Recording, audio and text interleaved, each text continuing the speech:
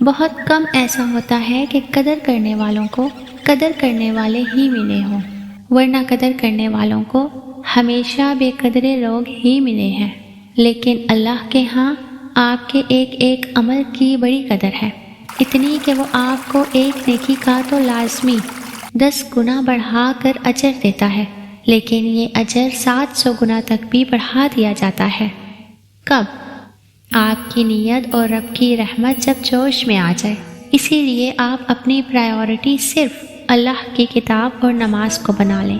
ہم وقت کی کمی کے باعث عبادات کم سے کم کرتے یہاں تک پہنچ جاتے ہیں کہ فرض نمازیں تک چھوڑ دیتے ہیں، لیکن ہمارے دنیاوی کام تب بھی مکمل نہیں ہو پاتے۔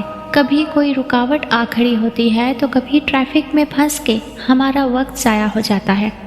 لیکن کیا آپ کو پتہ ہے جو اللہ کو وقت دیتے ہیں نا، اللہ ان کے کام ایسے مکمل کرواتا ہے اور ایسے راستے نکالتا ہے جو انہوں نے کبھی سوچے بھی نہیں ہوتے۔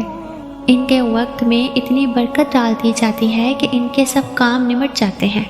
یہ ہڈن میریکل صرف اللہ کو وقت دینے والوں کو ہی نظر آتا ہے۔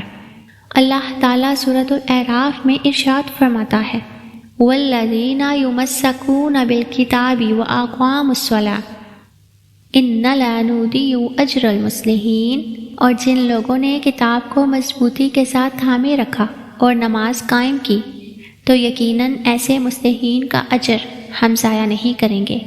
سبحان اللہ۔